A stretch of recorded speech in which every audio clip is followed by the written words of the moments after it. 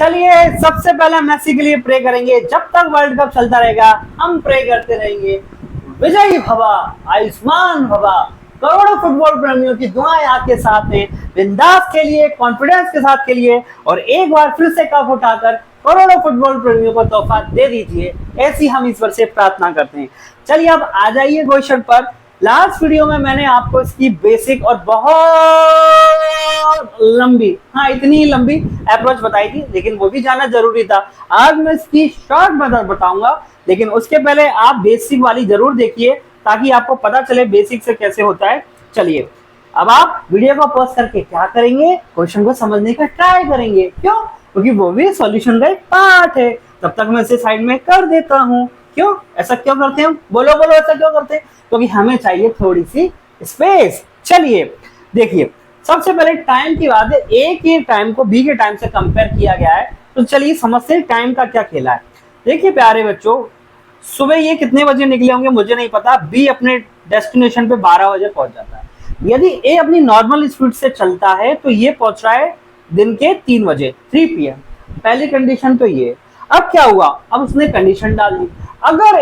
अगर ऐसा सोच रहा है वो, अगर ए अपनी स्पीड दोगुनी कर लेता है तो वो क्या होता है, 20 से 1.5 घंटे आगे हो जाता है। अब ये सब समझने वाली बात तो ये तो है पहले। अब 20 से 1.5 घंटे आगे हो जाता है, इसका मतलब ये थोड़ी है कि वो 1:30 बजे पहुंच गया। नहीं, वो कितने बजे पहुंच गया? वो 10:30 बजे पहुंच गया। यही समझने वाली बात थी। भाई स्पीड भी डबल की है। टाइम से 1.5 घंटा आगे का मतलब है पहले पहुंच गया है। आगे का मतलब ये वाला आगे, 1.5 वाला आगे नहीं, आगे उसके लिए ये होगा। हमें पहले पहुंचवाना है ना, वो पहले पहुंच गया। आगे का मतलब है कि वो पहले पहुंच गया। तो उसका टाइम इंटरवल कितना होगा? ए का टाइम डिफरेंस कितना हो गया प्यारे बच्चों? देखिए कितना हो गया, 3 और 1.5, 4.5 घंटे का टाइम गैप हो गया उसका।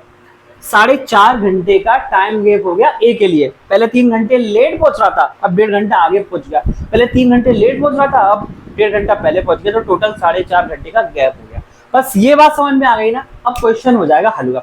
इतना तो बस एक्सप्लेन करने में टाइम लगा है। अब देखिए आप कैसे उड़ाओगे, देखिए कितनी जल्दी लगता है। तो मैंने आपको बताया ना, जो अपनी स्पीड घटा लेता है या बढ़ा लेता है हम उस पर फोकस करते हैं।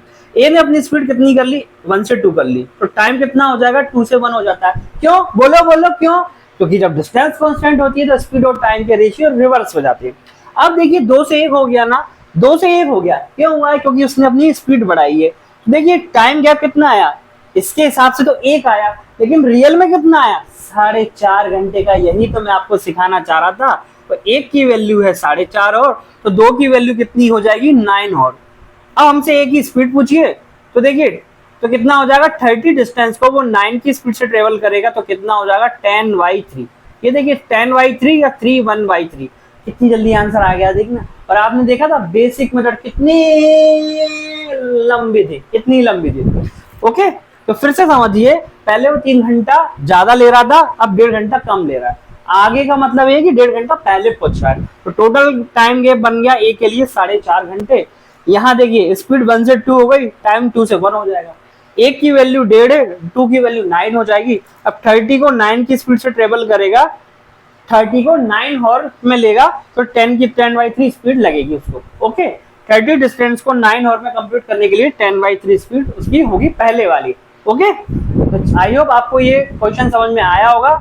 अच्छा था, बस एक्सप्लेन करने में टाइम लगा, बाकी तो बहुत सिंपल है। क्या करोगे आप? एक बार समझ में आ गया ना, अब कैसे करोगे? स्पीड 1 से 2 हो गई, टाइम 2 से 1 हो गया। टाइम गैप कितने का आया? 1 की वैल्यू 4.5, 2 की वैल्यू 9, 30/9 आंसर। ये देखिए मात्र 20 सेकंड लगेंगे, मात्र 20 सेकंड। Thank you.